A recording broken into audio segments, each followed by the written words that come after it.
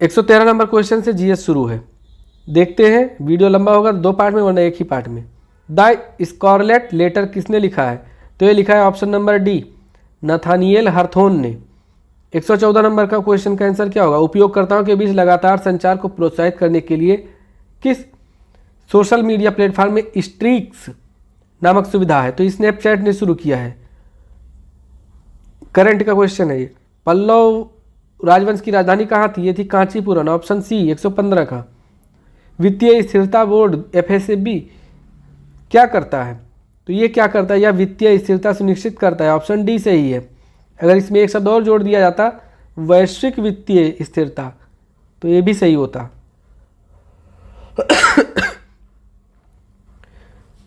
अगला प्रश्न, जीएसटी के ब्रांड एम्बेसडर के रूप में कौन चुना गया था?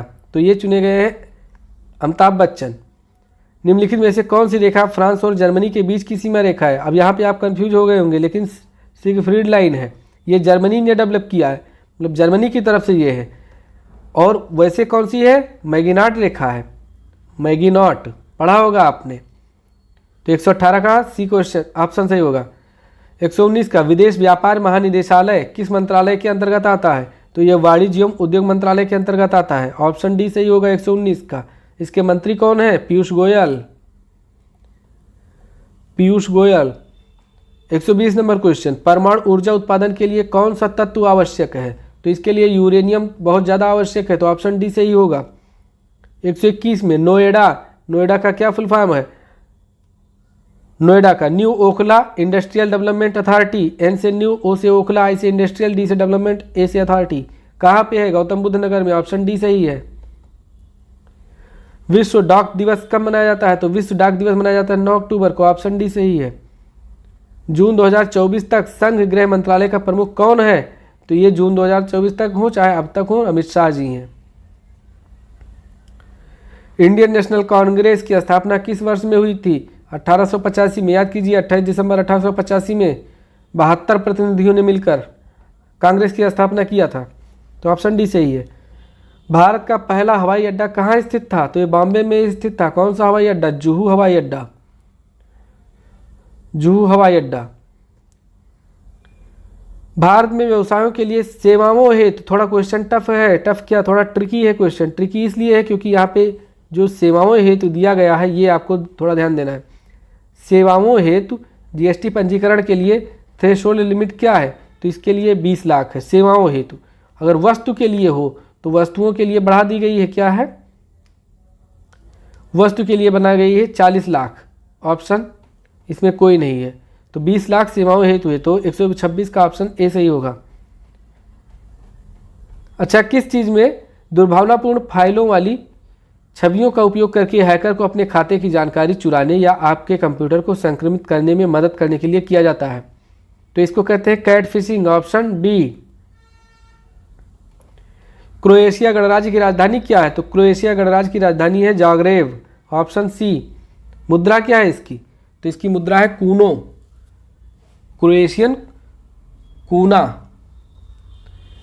अगला प्रश्न, आतंकवाद से लड़ने में सूचना साझा करना किन तरीकों से महत्वपूर्ण हो जाता है? तो ऑप्शन देख लीजिए कौन सा इसका सही होना चाहिए। या आतंकवादी संगठनों को सुरक्षा एजेंसियों द्वारा हमलों को अधिक प्रभावी ढंग से समन्वित करने में सहायता करता है। तो इनको थोड़ी करता है, आतंकवादियों को, तो ऑप्शन ये गलत हो जाएगा। या अन्य देशों के साथ संबंध में सुधार करता है, एक हद तक करता है, लेकिन आतंकवाद की जैसे हर देश चाहता है कि आप जूझते रहें। जैसे आपका पड़ोसी हमेशा चाहेगा कि आपके घर में कलह पैदा होता रहे, आप सुख शांत रहेंगे तो उससे आगे निकल जाएंगे। तो ऊपरी तौर से भले ही कोई कहे, लेकिन अंदर अंदर सब चाहते हैं कि आप अपने ही समस्याओं में उलझे रहें। यह अधिकारियों को संभावित खतरों को अधिक तेजी से पहचानने में सहायता करता है। ये ऑप्शन सटीक सही होना चाहिए, ऑप्शन सी। तो इस प्रश्न पे भरोसा बस सिर्फ 90% करना, क्योंकि आपकी जगह मैं होता तो मैं यही आंसर टिक करता, सी ऑप्शन। 130 नंबर, भारत के किस पड़ोसी देश को थंडर ड्रैगन की भूमि के नाम से जाना जाता है? तो इसको जाना जाता है भूटान को, ऑप्शन बी। 131, कौन सा सोशल मीडिया प्लेटफॉर्म नहीं है? तो गूगल नहीं है। गूगल क्या है? सर्च इंजन है। 132 नंबर, किस प्रकार का प्रदूषण संवर्ध त्वरित यूट्रोफिकेशन है? तो ये है जल प्रदूषण, ऑप्शन बी। कौन सा? Cultural accelerated eutrophication. 1946 के 133 नंबर क्वेश्चन, 1946 के विमुद्रीकरण के दौरान आरबीआई के गवर्नर कौन थे? तो आप ऑप्शन नहीं देखेंगे लेकिन थोड़ा देशमुख नाम से पहचान जाएंगे, सी.डी. Deshmukh, option C. भारतीय संविधान का कौन सा भाग राज्य के डीपीएसपी नीति निर्देशक सिद्धांतों से संबंधित है? तो भाग 4। भाग 5 में संघ, 2 में क्या है? नागरिकता, 3 में मौलिक अधिकार। पुस्तक आ लाइफ मिसस्पेंट किसके द्वारा लिखी गई है? तो ये लिखी गई है सूर्यकांत त्रिपाठी निराला, ऑप्शन बी। 136, आसमान के नीलापन का मुख्य कारण क्या है? तो वायु के अणुओं द्वारा सूर्य के प्रकाश का प्रकीर्णन या बिखराव, इससे होता है क्या? आकाश नीला दिखाई देता है। रमन सुब्बा राव जिनका हाल ही में निधन हो गया, किस खेल से जुड़े थे? ये क्रिकेट से जुड़े थे, ऑप्शन ए सही होगा 137 का। प्रायद्वीपीय भारत की सबसे लंबी नदी का क्या नाम है? गोदावरी, बूढ़ी गंगा कहते हैं इसको। 139, एनएचआरसी का फुल फॉर्म क्या है? National human rights commission of India. तो देख लीजिए, सब में ह्यूमन राइट्स दिया गया है, नेशनल सब में सही है, ह्यूमन किस में? ह्यूमैनिटी नहीं, ह्यूमन सही है, ह्यूमन सही, राइट्स होना चाहिए तो राइट्स भी सही है। अब ये गलत है तो ये ऑप्शन ही गलत होगा, अब 3 में चेक करना है, तो ये भी गलत है, अब 2 में चेक करना पड़ेगा। राइट्स ये भी सही है, ये भी सही। कमीशन किस में सही है? कमीशन दोनों में सही है। ये गलत है ऑप्शन डी वाला, तो ऑप्शन सी सही हो जाएगा। ये नेचुरल लिखा है, हमने भी ध्यान नहीं दिया, ऐसे आप भी ध्यान नहीं देंगे। तो 139 का कौन सा सही होगा? 139 का सही होगा C option, national human rights commission of India. वर्ष 1985 को कौन सा अंतर्राष्ट्रीय वर्ष घोषित किया गया था? तो ये अंतर्राष्ट्रीय युवा वर्ष घोषित किया गया था। 141 नंबर, अनुसंधान विधियाँ, कौन सी अनुसंधान विधियाँ उत्तरदाताओं की प्रतिक्रियाओं के आधार पर उनसे गहन और आगे की जांच और पूछताछ करने में सहायता करती हैं? तो ये होती हैं गुणात्मक, क्वालिटेटिव, गुणात्मक अनुसंधान, ऑप्शन बी सही है 141 का। 142 का, BRI का फुल फॉर्म क्या है? Belt and road initiative, option A सही होगा। 143 में, विशिष्ट व्यक्तियों को उस संगठन की सुरक्षा को खतरे में डालने की कोशिश करता है, कौन करता है? जिसके लिए वे काम करते हैं, तो कौन करता है? ये करता है स्पीयर फिशिंग। 143 का बी ऑप्शन सही होगा। अगला प्रश्न, पहली बार राष्ट्रीय कृषि नीति कब घोषित की गई थी? तो ये की गई थी जुलाई 2000 में, ऑप्शन सी सही होगा। किस वर्ष में अंतर्राष्ट्रीय मानवाधिकार कानून के प्रवर्तन के लिए संयुक्त राष्ट्र मानवाधिकार आयोग को संयुक्त राष्ट्र मानवाधिकार परिषद द्वारा प्रतिस्थापित किया गया? तो किस वर्ष? 2006 में, मार्च 2006 में, ऑप्शन ए सही होगा। 146 का, अफ्रीका के आर पार दौड़ लगाने वाले पहले व्यक्ति कौन है? तो ये है रस कुक।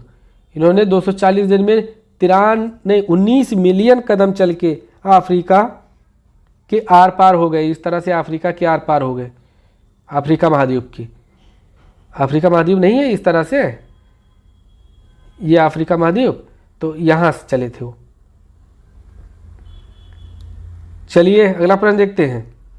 भारतीय कृषि अनुसंधान संस्थान ने भारत में संरक्षित बासमती किस्मों की खेती के लिए किस देश के खिलाफ कानूनी कार्रवाई की है? तो ये पाकिस्तान के खिलाफ की है, क्योंकि पाकिस्तान क्या करता है, चौरकट वाली आदत है, हमारे देश के जो किस्में बनाई गई हैं इसको अपने वहाँ देश में नाम बदल के और अपने देश में बेच रहा है। अगला प्रश्न देखते हैं, कौन सा भारतीय राज्य अपनी अनूठी वारली चित्रकला के लिए जाना जाता है? तो ये महाराष्ट्र जाना जाता है, ऑप्शन ए। चिकनकारी एक पारंपरिक कढ़ाई शैली है जिसकी उत्पत्ति उत्तर प्रदेश के किस शहर में हुई? तो ये लखनऊ में उत्पत्ति भी हुई और बिक भी रहा है खूब चिकनकारी। और लास्ट प्रश्न, महासागरीय अम्लीकरण का प्राथमिक कारण क्या है? समुद्री जल द्वारा CO2 का अवशोषण, ऑप्शन ए। तो ये GS और हिंदी का हमने आपको एनालिसिस कराया। मैं कोशिश करूंगा इसका वीडियो अलग अलग डालूं ताकि आप अपने अनुसार देख लें। ठीक है दोस्तों, मिलते हैं आपसे अगले वीडियो में, तब तक के लिए नमस्कार, जय हिंद।